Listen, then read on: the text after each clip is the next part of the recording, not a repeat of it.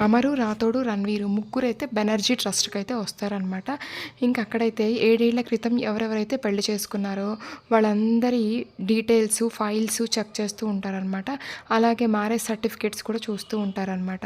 ఇంక సడెన్‌గా మనోహరి రణ్వీర్‌కి కాల్ చేసేసి, "ప్లీజ్ రణ్వీర్ ఈ ఒక్కసారికి హెల్ప్ చేయి.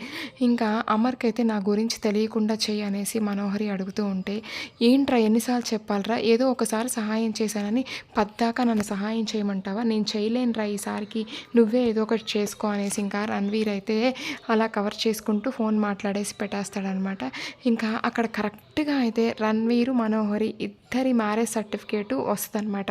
ఇంక రణ్వీర్ అయితే, "అమర్ గారు నేనైతే ఆ సర్టిఫికేట్ చూస్తానులే" అని చెప్పేసి అమర్ చూడకుండా ఆ సర్టిఫికేట్ తీసేసుకొని నలిపేసి తన పాకెట్‌లో పెట్టేసుకుంటాడనమాట. ఇంకా నెక్స్ట్ అయితే మనోహరి ఆలోచిస్తూ ఉంటదనమాట.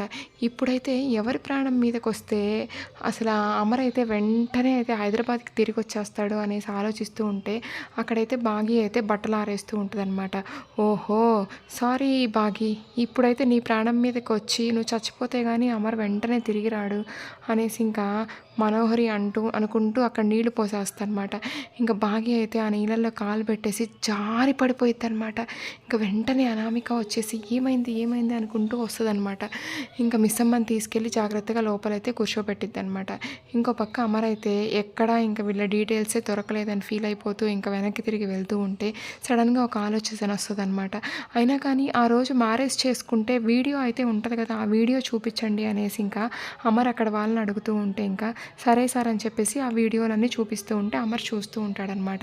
కరెక్ట్‌గా ఇంకా నెక్స్ట్ అయితే మనోహరి ఇంకా రణ్వీర్ పెళ్లి చేసుకున్న వీడియో ప్లే అవ్వబోతూ ఉంటే సడన్‌గా అయితే ఇంటి దగ్గర నుంచి కాల్ వస్తదనమాట అమర్‌కి.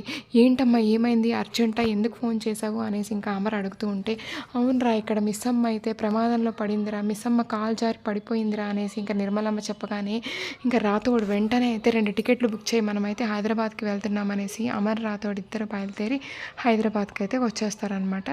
ఇంకా అసలు నెక్స్ట్ అయితే యమధర్మరాజు అలాగే గుప్తా గారు, విచిత్రగుప్తుల వారు అందరూ అయితే మాట్లాడుకుంటూ ఉంటారనమాట. అయినా గానీ ఏంటి చిత్రగుప్తుల వారిది? ఆ బాలిక చెప్పిన మాటలు నమ్మి నాగమణి కోసమైతే ఆ బాలికని అనామిక శరీరంలోకి పంపుతారా? ఎంత పెద్ద తప్పు చేశారో తెలుసా?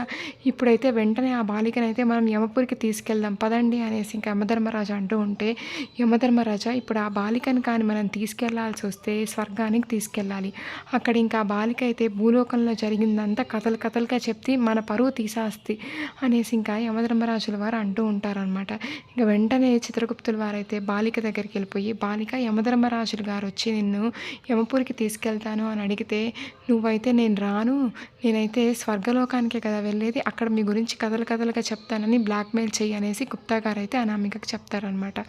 ఇంకా యమధర్మరాజుల వారు వచ్చేసి అనామిక దగ్గరికి, "బాలిక నిన్ను ఇప్పుడే యమపురికి తీసుకెళ్తున్నాం" అనేసి అంటూ ఉంటే, "ఏంటి రాజాగారు నన్ను యమపురికి కాదు తీసుకెళ్లాల్సింది, మీరు స్వర్గానికి కదా, ఇంక స్వర్గానికి నన్ను తీసుకెళ్తే ఇక్కడ జరిగిందంతా కథలు కథలుగా చెప్తాను, నేనైతే ఇప్పుడెప్పుడే రాను భూలోకం వదిలి" అనేసి ఇంకా అనామిక స్ట్రాంగ్‌గా యమధర్మరాజుల వారికైతే చెప్తూ ఉంటదనమాట.